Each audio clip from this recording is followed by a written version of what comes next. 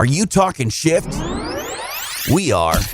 It's time for the We're Talking Shift podcast. Now. Here to talk shift, Loree Bischoff. We're Talking Shift. Hey, everybody. Thank you so much for tuning into another episode of We're Talking Shift, the podcast where we talk shift. Because when we feel stuck, if it's time to level up, rise to a challenge, make a health shift, a relation shift, basically any kind of meaningful, effective change in our lives, the first thing that we have to shift is our thinking.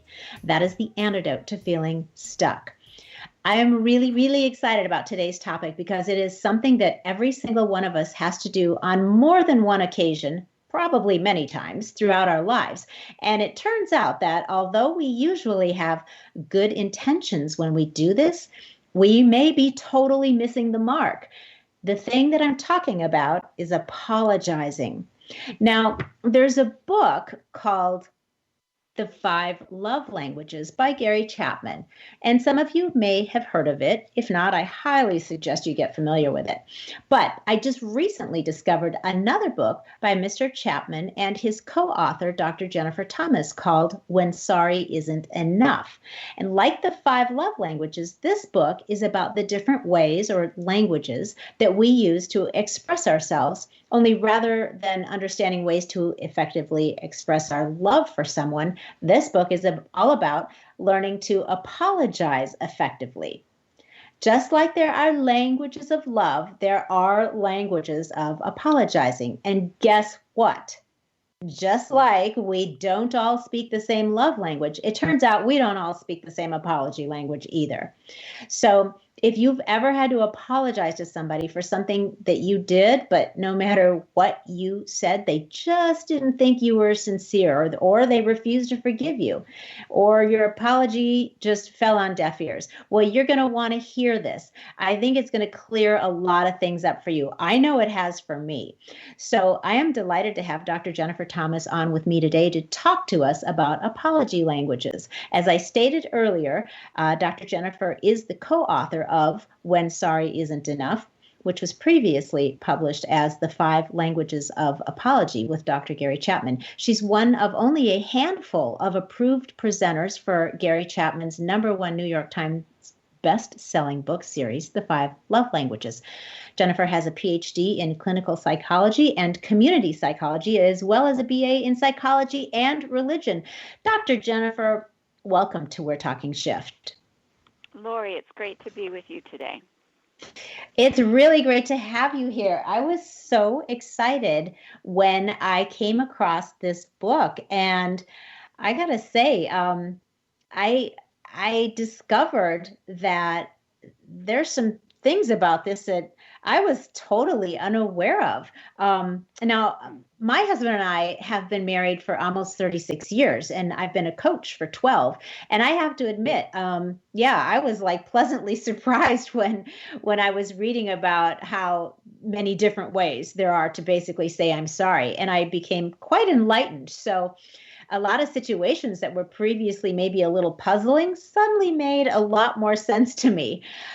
So thank you for writing this, and I'm really excited to dive into it. Before we dive into the specifics of each language, I would love for you to tell us a little bit about how you discovered them and then ended up co-authoring this gem of a book. Many years ago, I moved to near Winston-Salem, North Carolina, and that's where Gary Chapman lives. So the story really starts with me having had a networking phone call with him. I just wanted to get to know him since I use the 5 love languages in my work with clients, and I had found it to be very helpful. So we had developed a bit of a friendship, and then I was married at the time, and sometime after the birth of our second child, we now actually have 3 kids, my husband and I had sort of a disagreement before dinner one night. It was not anything huge. I've seen much worse disagreements in my own home. But this particular day, I had made a mistake. And so to try to get things back on track, I just owned up to it. And I said, I'm sorry. And I thought we would move on from that. Yeah. But what I found was that it was too glib for my husband. And so it hadn't done the trick. I noticed that there was tension in the air, and I'm thinking, what's wrong with him? And so finally I asked him, what's the matter? And he said, well, I just wish you would apologize. And if you can think to that moment, have you ever given an apology but had it totally ignored as if you didn't even say anything? Yeah. And so I wanted to have like a different strokes moment where you go, what you talking about, Willis? Right. Because I did, I had said the words, I'm sorry, but they just went right over his head. And normally I might have gotten frustrated about it, but that night I actually got curious. And so I said, well, I said I was sorry, which is kind of a classic line anybody might offer.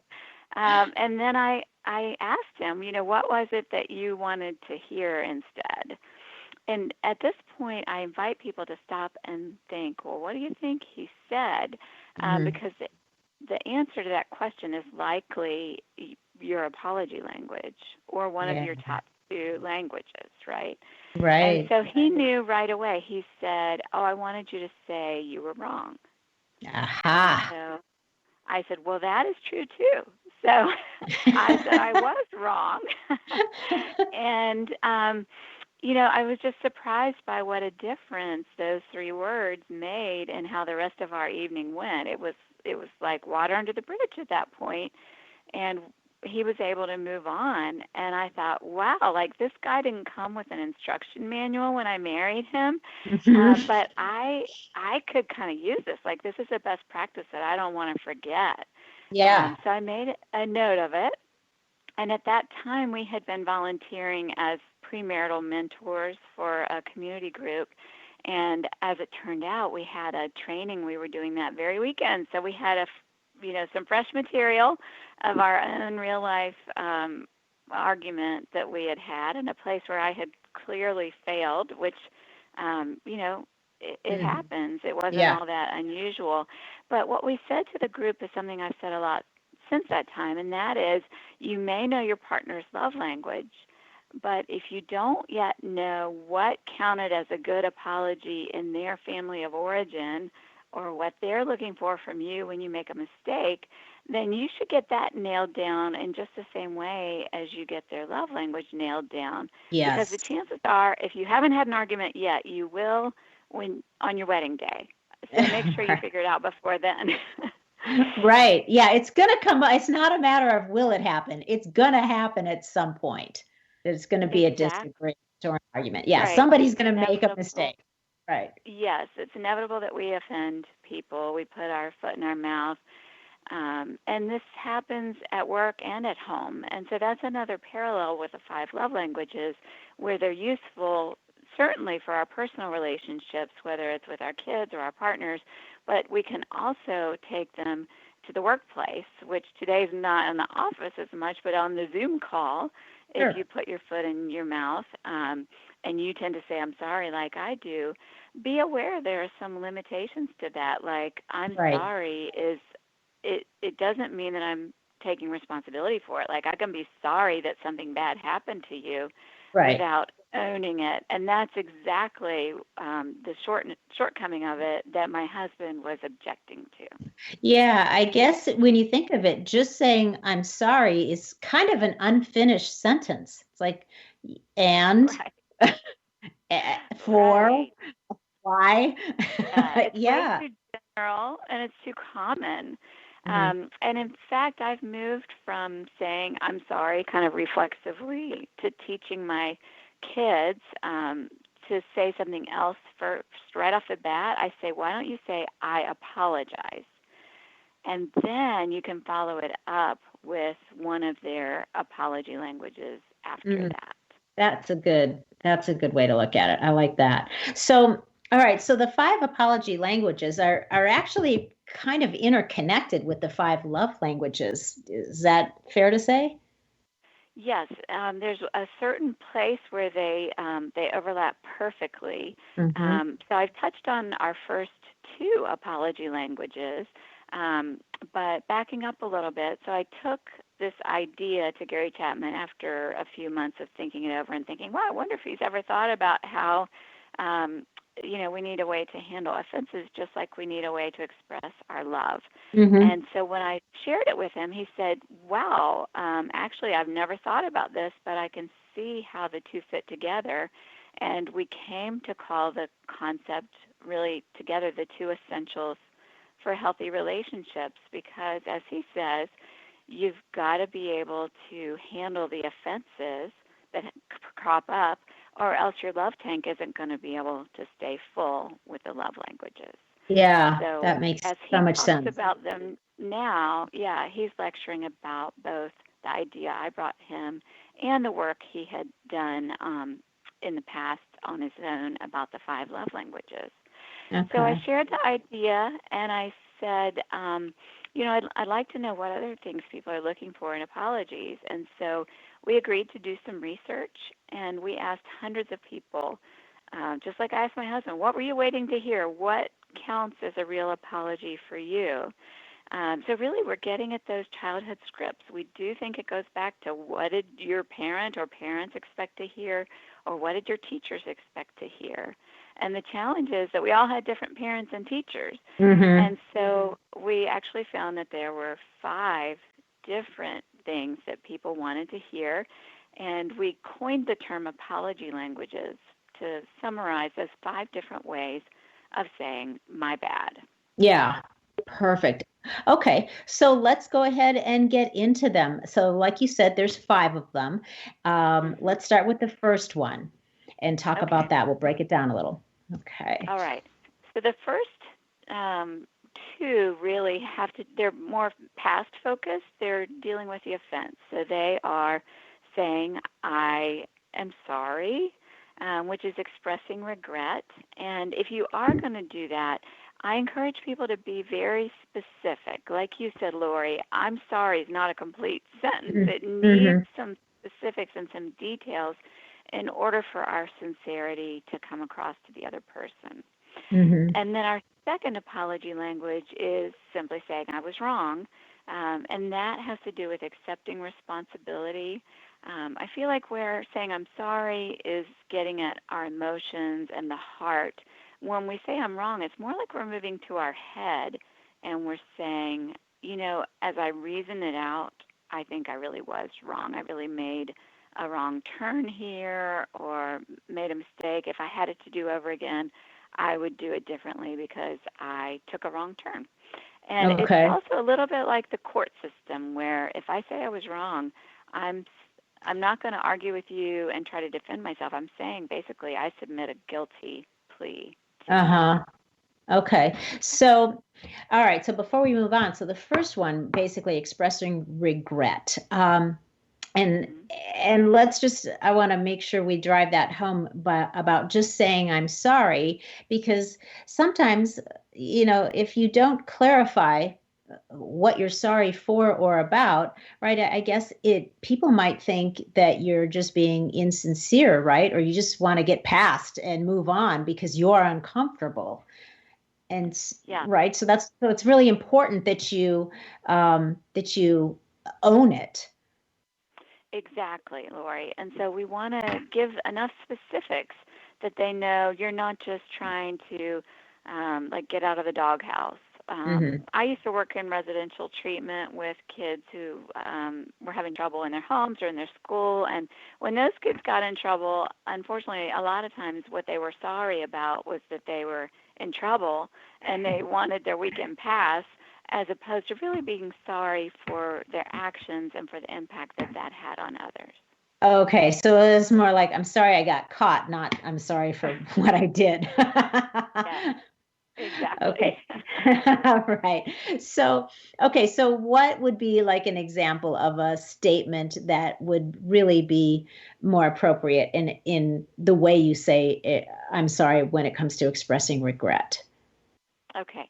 So with that one, you want to let them know that you understand emotionally the cost of what you've done. So I would say some things like, I'm really sorry about this. I really regret what I did because I know it caused you frustration, or it caused you to be concerned about me and whether I was going to make it there safely because, say, in a situation where you hadn't let someone know you were running late.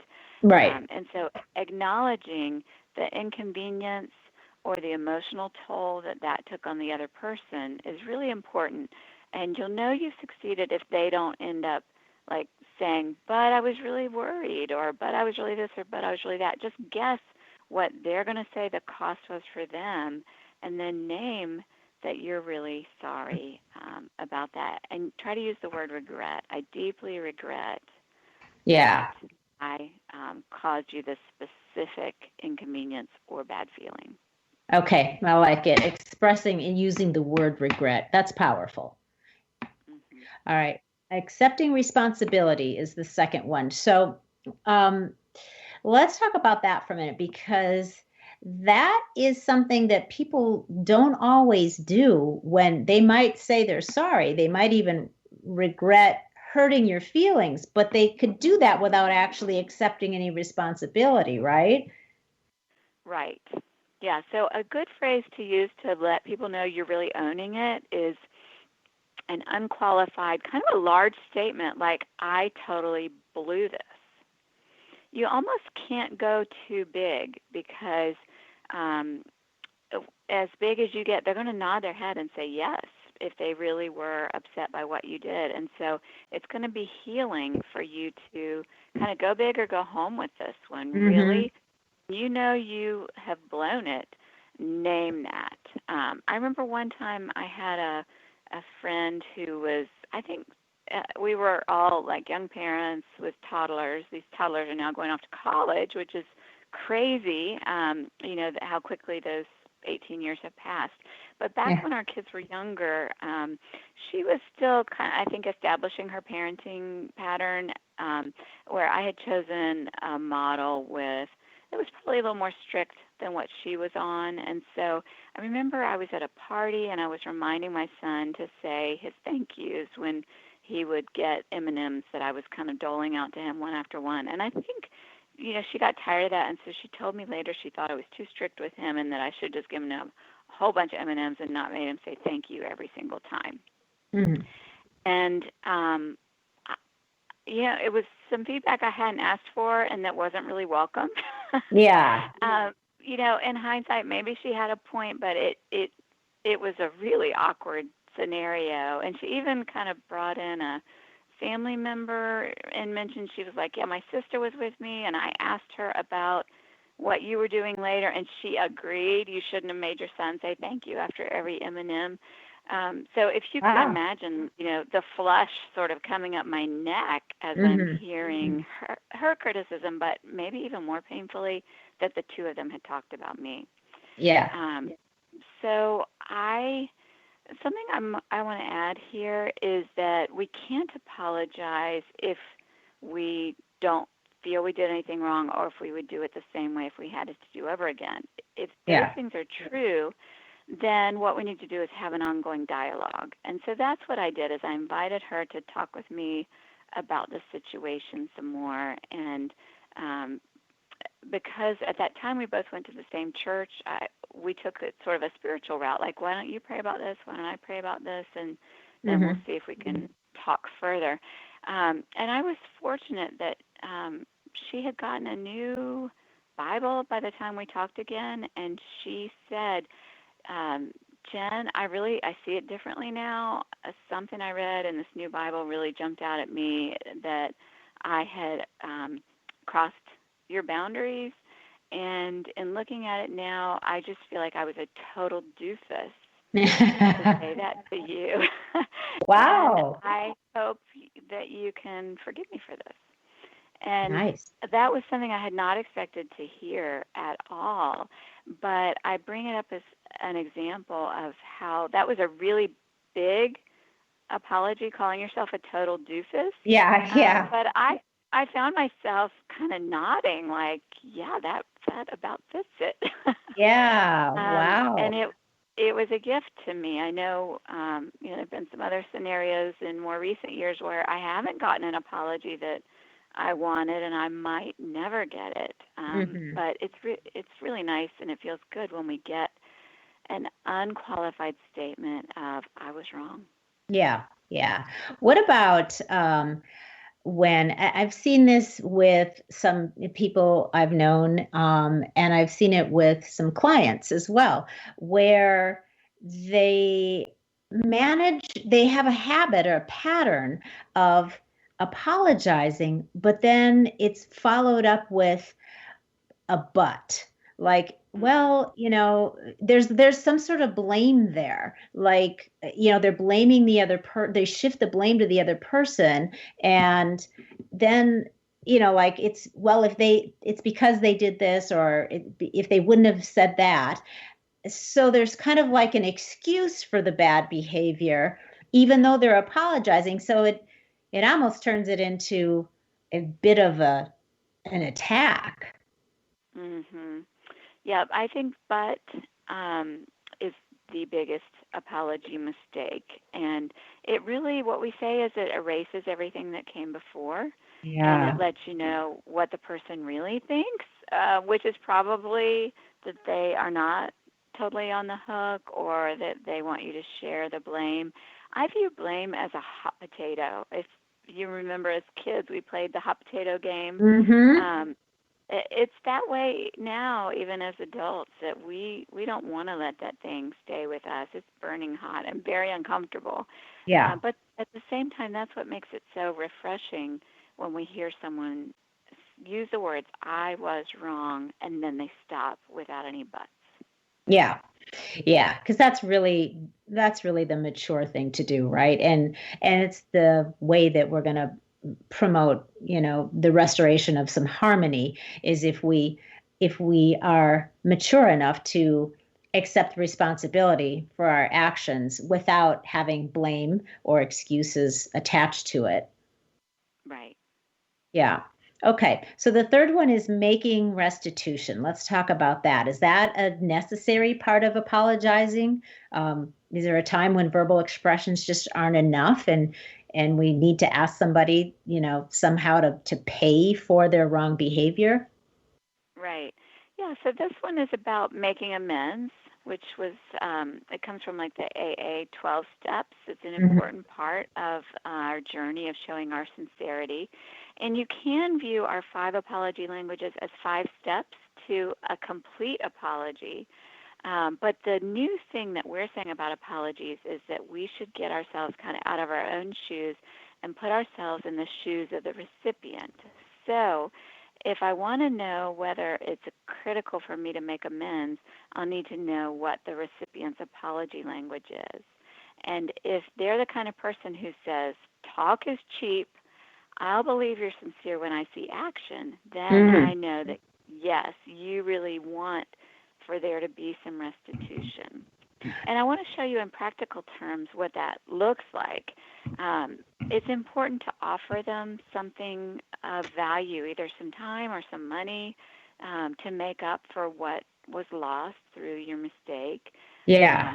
And you may want to ask them, like, you can say, what can I do to make this up to you? Or even make a suggestion. This is what happens in good customer service. They'll say, we want to give you a free appetizer since your meal was so late.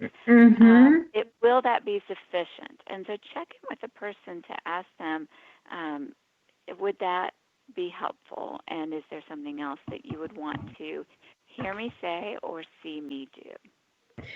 That makes sense.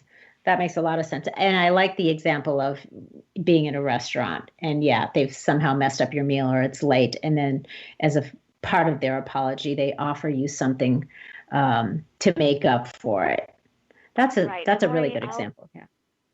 Thank you. I'll add here that this is where the 5 love languages are really helpful too, because if it's a friendship and I want to make amends, I might be inclined to get the person some flowers. And is that going to work? Well, it depends on whether their primary love language is gifts, because flowers are a gift. But if they don't value gifts as much as I do, then I would be wise to think about, well, what is their main love language? And if it's quality time, then I've actually seen gifts like flowers backfire, where the person maybe feels like you're trying to buy them off Mm-hmm. Or I've seen, for some reason, it's usually been the angle of a husband who has trouble saying the words, "I was wrong." And he'll bring home flowers to his wife almost in place of having to say the words. Yeah. And, the wife gets more angry, which is really sad because there's some beautiful flowers on the line here, but she almost wants to throw them in the trash. And Right. so I'm like the flower rescuer. I'll say to the wife, hold on, hold on, hold on. I think he's showing through his words that he knows, you know, He what he messed did up. isn't Yeah. best, and he's, but he hasn't quite gotten there with the words. So let's keep coaching him and see if you can, in a way, translate what he is offering into the apology language that you wanted to receive.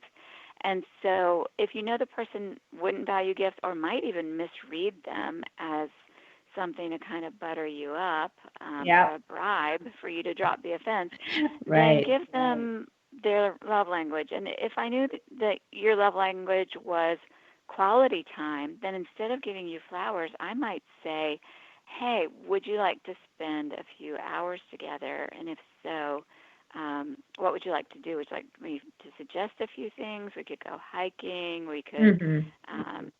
go sit by the lake or some other socially distant thing that we would do right now. Right. Right. Perfect. Okay, let's move on to the next one, which is about repenting.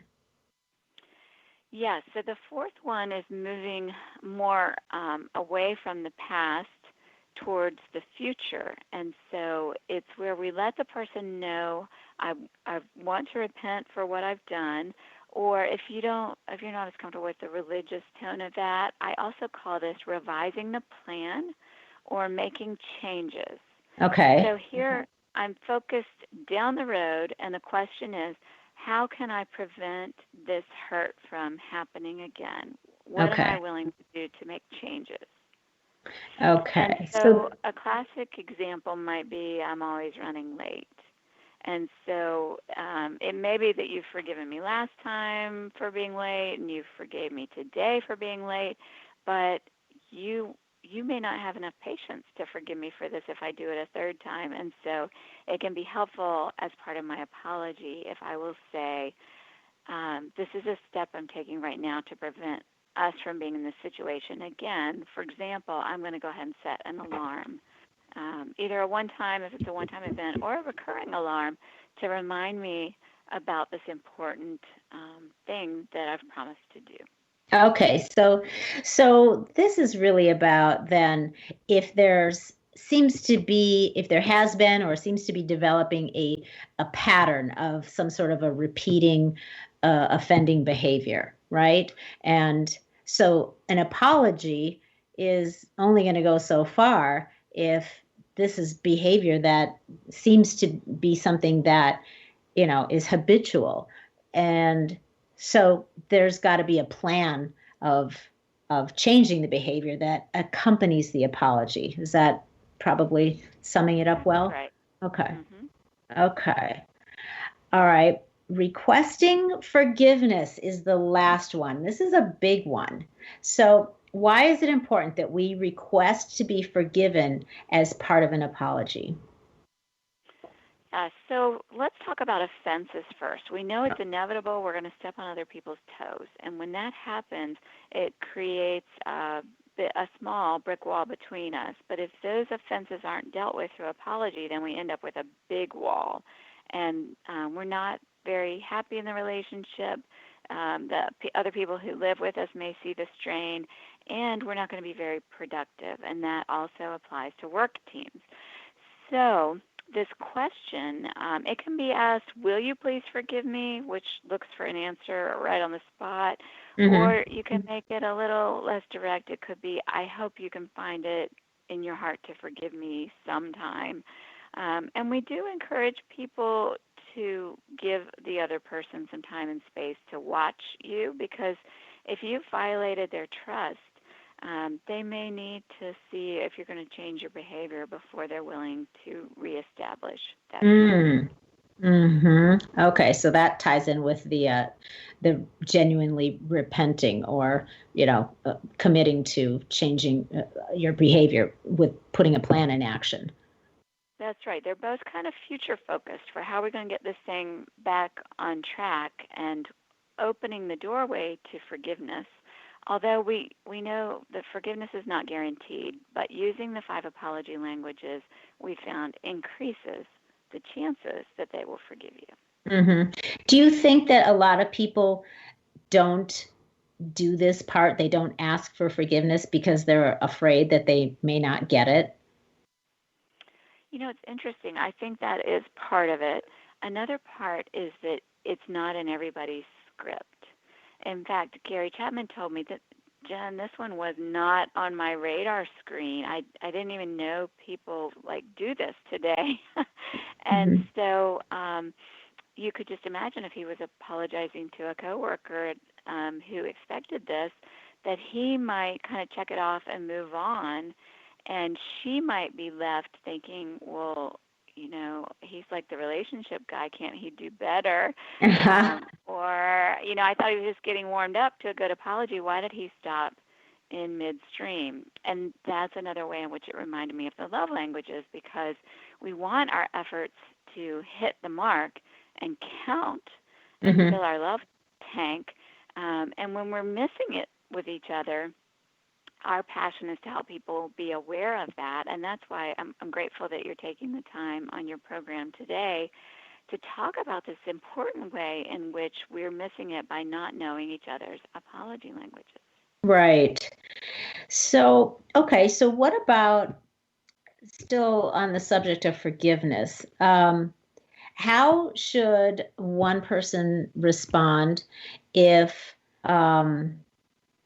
they're just not able to immediately forgive? So somebody maybe is asking me, apologizing, asking me for forgiveness, but whatever the offense was, I'm like, I'm just not there yet. I mean, right. How should the person asking respond to it if the person they're requesting it from just isn't ready to forgive them yet? Right. That's a good question, and I think it's a common problem. And I'll lead that off by saying I think a big reason we feel like, give me a little bit more here. One of the reasons we're not ready to forgive is we haven't received very good apologies, or apologies that hit the mark for us. So that's the first thing, is being willing to talk about it. And hopefully this program today will give people the words to say, I never really knew what I expected to hear in an apology, but I've learned that my top 2 apology languages are this and such. And so is that something that you could maybe write out for me or say to me? I think that would help me to be ready to forgive you in the future. Okay.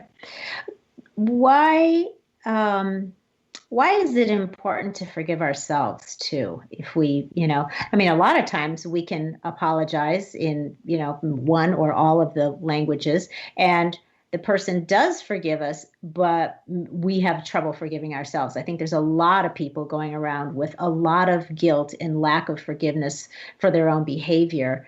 And so talk to us for a minute about why it's important to be able to forgive ourselves.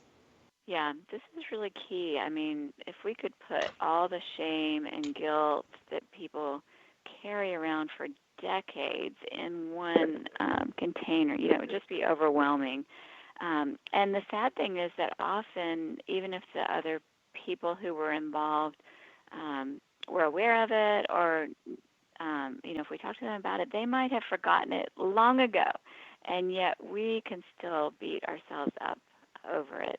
And so that is something, as a therapist, that I help people with, is this unburdening yourself of your guilt and forgiving yourself. And that ties in with spirituality for a lot of people. Right. And that's very helpful in this process as well. I really love the way that you explain the difference between forgiveness and trust in the book. Can you talk about that for a minute and explain the difference to the listeners? Yeah. So forgiveness it's really an if-then proposition. That is, if you're willing to turn away from what you did and accept responsibility and make some changes, then I will have the transaction of forgiveness with you.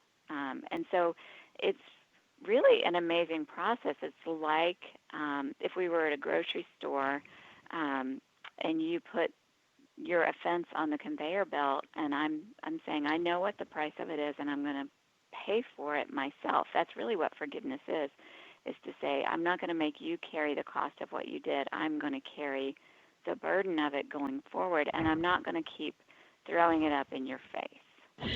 And from a Christian perspective, and also in the Jewish tradition, we'll sometimes hear, God doesn't remember our sins, and that original Hebrew word really means God doesn't remind us of them, like doesn't throw them up in our face. Mm-hmm.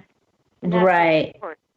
And then trust is more going back to the asking for forgiveness part. Trust is a separate step where I may or may not trust you right at the moment I extend forgiveness, or I might say I'm going to wait and forgive you after you've rebuilt some trust with me. So the two don't always go hand in hand. Trust is more about, do I think you're a person of integrity? Do I think you'll do what you say you'll do? Or do I think you're going to hurt or disappoint me again? Right. Okay. So a person could be willing to forgive an offense or offenses, but it may take them a while to begin to trust the other person again. Right. Okay. Yeah. Just because you forgive doesn't mean you automatically regain or are able to trust the other person again. They haven't regained your trust just because they've gotten your forgiveness. Exactly right. Okay, so that may take some time. Another, what I call truth bomb that I loved was when you said in the book, forgiveness is not a feeling, but a decision. And I found that to be really interesting because I'm sure you've heard it many times. I've heard it countless times by a lot of people. We hear them say all the time that they just, they can't forgive. So a situation or an event or whatever, they can't forgive. So if forgiveness is a decision, it's really not a feeling, it's a decision, then really when they say they can't, what they're really saying then is they're choosing not to. Is that a fair statement? Yeah, it's true. It turns it from a I can't to I won't. Yeah. So is it dangerous to forgive too easily? I think it certainly can be. And so I've recognized people in our culture who I think are very well intentioned, but I call them the forgiveness police now. And they will remind people, but you have to forgive them. You got to forgive them. And sometimes it's from a spiritual tradition that teaches that, or other times it's just a general view that unforgiveness is toxic and you don't want to carry that toxicity in your own body. They may say, it's like drinking poison and expecting the hurtful person to suffer.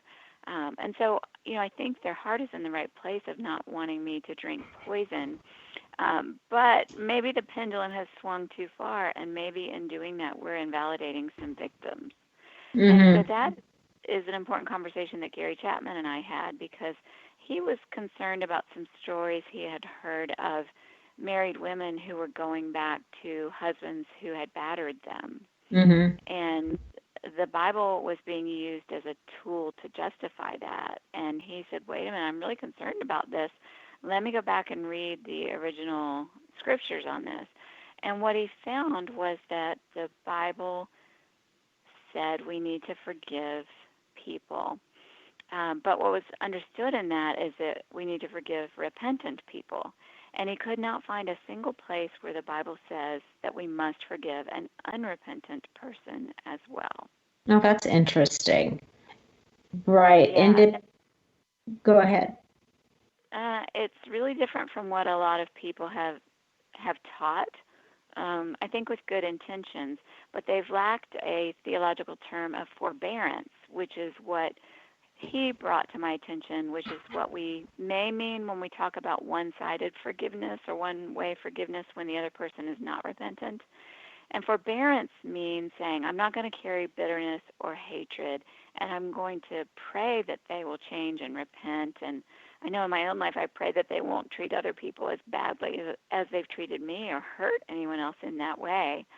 But it's different from saying I'm going to have the transaction where I'm going to accept the cost of what they've done, and I'm not going to throw it up in their face. This is more praying that they'll acknowledge the cost of what they've done and they'll change. And sometimes people will object from their reading of the Bible with things like, well, Jesus said, Father, forgive them, for they know not what they do, regarding the other people or the people who were crucifying him. And what we say is that's actually him modeling forgiveness. That he didn't say, Father, forgive them right now, or they have already been forgiven. He was like, I'm releasing it to you, and I recommend that they be forgiven. And then there's a scene in the Bible where those people do receive forgiveness, but it's later on. So he was forbearing, we believe. Yeah. Well, and I think it's important to point out, too, that you can still forgive someone their bad behavior, especially if it's behavior that's been causing harm to yourself or others. But that doesn't mean that you have to put yourself back in a position of being harmed by them in the future. So, back to your point about maybe some wives that have gone back to husbands that batter them. I just feel like forgiving doesn't necessarily mean that you reconcile, right? If they haven't changed, right? Yeah, reconciliation is a different beast. Yeah. Well. Yeah. Because another thing you talk about in the book is that holding someone accountable for negative behavior is actually an act of love. So forgiving and forgetting and letting somebody off the hook that's been behaving terribly, you're not doing them any favors by not holding them accountable. Exactly. And an old theologian named Dietrich Bonhoeffer brought this up, and he said, this is cheap grace. This is not valuable kind of a grace, and we don't want to cheapen grace. And so I invite people to look up, what did Bonhoeffer mean by cheap grace, if they are being like the forgiveness police or the one who might be pushing someone to forgive before they're ready, because the most important thing is not to invalidate someone who has been hurt. Mm-hmm. Yeah. What are the downsides of peace at any price? Like, for people that just apologize and accept an apology, it goes both ways, they don't really accept it, and the apologizer maybe doesn't really give it in the right language, and really it's just about, well, let's just get past it so we don't have to be in this uncomfortable position, and they just want to get it over with. Right. So conflict avoidant people will be over apologizers sometimes, or they'll accept an apology with their words, but in their heart they haven't really accepted it. And so I encourage people to make sure that they have integrity, where and that word literally means that if you slice through something, you get the same thing all the way through. So it's not going to change in the future. I'm not going to come back and say, but you did this to me before, or throw it up in their face because I wasn't really ready to forgive. And so I encourage people to be as slow as they need to be in terms of talking through how something has affected them, and don't extend forgiveness if you don't feel ready to. Yeah, because I have known people too that they claim to accept an apology, but then they actually, in their own way, continue to punish the offender in some way, for the wrongdoing or for the mistake. So even though, apparently they make it seem like the relationship is intact and moving forward, but there's a continual sort of punishment that comes. So it's like they have accepted the apology, but they haven't forgiven. And so the fact that they haven't really forgiven allows them or makes them feel justified, I guess, in punishing, through bad behavior of their own or insults or whatever the case may be. Yeah, and some things are really, really hard to forgive. Like if someone has been cheated on, they may really want to restore the relationship, especially if there are children who would be hurt by the end of the relationship. But to ask someone to forgive something that really strikes at the heart of your dignity and the heart of the relationship, it's a really big ask. Going back to my grocery store example, that would not be a $10 purchase. That's like $1,000 or $10,000 purchase. That essentially you're saying, I've got this. I'm going to cover this for you. Right. And I'm not going to be throwing it up in your face. So that's something that really warrants thinking and talking about carefully and deciding, well, do we have a good plan for how we can prevent this from happening or from me getting even my feelings hurt because I don't trust you right now. Like you can't even flirt or have a wandering eye. Anything that's along the lines of the offense is going to be a trigger. Sure. What about the flip side? And I had a friend years ago who did this. She was somebody that apologized profusely, even about things that she wasn't really responsible for. Like, and it, because then it makes you feel like you have to continually say, like, tend to their feelings. Like, no, it's okay. It feels like, even though it's not probably a conscious intention of theirs, but it feels like you're being manipulated when somebody is constantly apologizing for something that they're not really, responsible for, and then you have to respond. It's awkward. You know what I mean? I know exactly what you mean, and I'm sure your listeners can relate to it as well. And it's difficult because maybe you're sort of white-knuckling your way through the situation yourself, and then if what they're saying is kind of calling for you to tend to them, you end up feeling like two fleas with no dog. Like you both kind of want to have your feelings attended to. And the over-apologizer isn't really helping the situation, but I do have an antidote. What an apologizer can do instead of saying I'm sorry or whatever their reflexive thing that they say is often the words thank you can be replaced or can replace I'm sorry. Some appreciation for how you're helping them or how you're enduring the difficult situation with them can help. And I'll give an example. Okay. So my husband has had 2 unemployments during our marriage, and one of them was a really difficult time because we had a new baby, and it's just scary to not have a paycheck when you have a new little life entering the world. And I know, that's something that pains me right now as we're watching so many people go through job uncertainty. Right. And so at that time, I did not feel that he was responsible for his job loss. And so I was just trying to kind of suck it up and not pour out my fears and sadness to him. Things like we may need to move out of state and move away from family in order to find work. But my husband, feeling guilty about, the burden it was putting on us, would apologize. Like, Jen, I'm just so sorry that I can't find a job or we're in this situation. And I kind of laughed. I said, well, I love an apology, but I'm actually going to decline this one.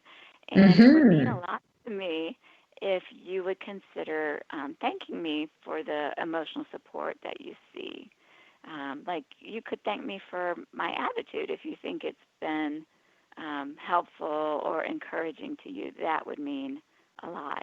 And so as I talk it over with you, I'm realizing, that it was to free me up from having to tend to his feelings it was just going to be more clean if he was willing to just thank me and move on.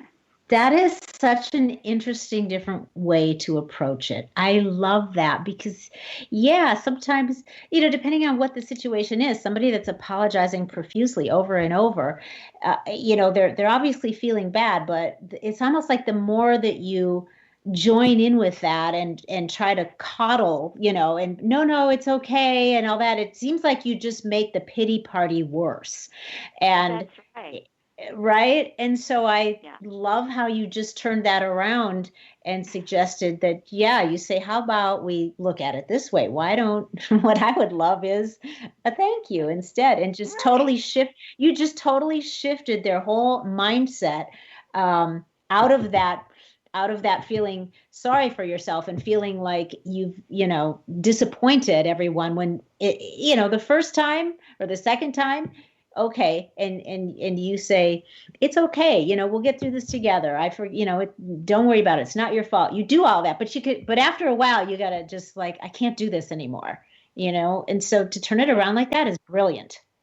Oh, well, I hope it'll help someone, and it ties in with the love languages because a thank you it's words of affirmation. Yes. And so I'm probably, revealing my cards that's one of my top 2 love languages. It's also Gary Chapman's primary love language. Just a little bit of trivia for you all. Oh, interesting. And I've shortened up this phrase as I've used it. I'll now just remind him, I'd like gratitude for my attitude, and that's all I need. Love it. That is just wonderful. That's just really making me think about this too, for just myself and my husband moving forward. And I know that his top is words of affirmation. Mine is acts of service. So just remembering to be aware of those things, and then tying them in with the apology languages is just huge. I think it's just a huge, wonderful, really amazing tool and resource to have to understand this when you're we're all in relationship. We're in relationship with somebody if we're human, unless you live in a cave, somehow you're relating to somebody somewhere, whether it's a significant other or family members or coworkers, whoever it is. So these are just such important things to be aware of. They're so helpful. Well, I hope that people will hear something that they can use this very day to either ask for what they need or offer some love or apology in a way that's really going to hit the mark. Yeah, I love that. And just simply, like you said, more than once, asking the other person, if you feel like the way you're apologizing is falling on deaf ears, just asking the other person, what can I say or what can I do to mend this, to get us back into a place that feels right and comfortable and honest for us. And just being willing to have that communication with somebody is so valuable. Mm-hmm. Yep. And it's really key. I believe that an essential part of our wellness is how healthy our relationships are. Yes. And I imagine you feel the same. You devote time on the air here to talk about health and wellness and those important shifts that we make in our life in order to be healthy. And relationships are such a big part of that. If we're happy at home, chances are as we go out in the world that we're going to have a better time being relaxed and showing love to others. No, I absolutely agree 100%. The life to me, it's all about the health of everything. So that is the health of our bodies, our minds, our spirits, and it's about the health of our relationships too. So It's just, it's fundamental. I love it. So before I let you go, Dr. Jen, do you happen to have a going rogue story that you might quickly be able to share with us, about maybe a time when you went rogue, you kind of bucked the status quo, or you did something kind of unprecedented or, radical by your standards or your situation, and you went kind of, maybe other people thought it was a little crazy, but you did it anyway. Right. Well, I go rogue with some regularity, so I'll have to just pick one. I remember that when I got into my doctoral program that I had only been there a few months when I figured out that among my class that most people were planning to go the scientist, faculty, heavy research route, but that we also could focus more on becoming what they call a clinician, which is sort of getting through the research and writing a dissertation, but then going into private practice. And I had gone in thinking that, it was 50-50. People could make whatever decision they wanted when they finished. But I quickly learned, no, it's the message was, we don't do that here. We are building faculty members. And so once I figured that out, I had to decide, okay, is this going to change my course? And the answer was no. And then I just had to navigate, well, am I going to make it public that I have a different aspiration for myself and for my work-life balance going forward? I didn't want to be tenure track and have the whole publish or perish thing right when I was going to be starting my family. Maybe I could have done it before or after that, but it wasn't going to be good timing for me. And so I ended up having kind of a quiet rogue thing where I met the expectations of my program, and then I took the liberty of making my own choice as far as what I did after I graduated. So even though it was a choice that was uncommon in that situation, and you were really being more encouraged to go another way, you decided that you were going to go the opposite way and do your own thing, and you did, and it seems like it's turned out pretty well for you. That's it. Yes, it's been an interesting journey, and I never knew I would end up being an author, and yet I find that I really enjoy talking with corporate groups or community groups about relationship things and how to have the most effective team. Well, I'm so glad that you took the course that you did, because I love the work that you're putting out here. I think it's really, really valuable for people, and I'm so grateful that you spent some time with us today. Dr. Jen, where can people find out more about you and your books and services? I have a website, and on that there's a pop-up for my monthly e-newsletter in which I send out some practical relationship advice. My website is drjenthomas.com. So it's D like dog, R like red, JENTHOMAS.com. And I have a blog there as well, and I invite people to make comments or post questions, and I'll check back in and answer them. Awesome. Well, I will also post your website in the show notes here, so it'll be on the podcast platform, so people will be able to see it there as well. Well, this has been wonderful. I'm so delighted that I got to get you on here talking about this today, and I hope that you will consider coming back sometime in the future. Sounds great. Thank you, Loree. Okay, that was awesome. I really, really encourage you guys to get this book. It is so enlightening. I think you'll be really surprised by it. If you have relationships with any other human beings, as most of us do, chances are pretty good that at some point in time, a situation is going to arise that requires you to apologize, or vice versa. So the more you understand the apology languages, the more easily things can be mended and harmony can be restored. So go ahead and pick up a copy of When Sorry Isn't Enough. I guarantee you'll relate to many of the examples in the book and be able to see where you might be able to make a few adjustments in the way that you say you're sorry, as well as the way you receive an apology from someone else. So I just think that we all owe it to ourselves and our significant others especially to get very familiar with this. It can really be a game changer in your relationship. So please remember to share this episode with all of those that you care about so that they can find out how to make some healthy relation shifts in their lives too. And don't forget to subscribe and rate this podcast. I will be most appreciative. Until next week, stay feisty, my friends. Stay healthy and go make some epic shift happen in your lives. That goes for you too, Gary V. The preceding podcast was a TJ DeSantis production. Comments, questions, and inquiries can be directed to DeSantisProd@gmail.com.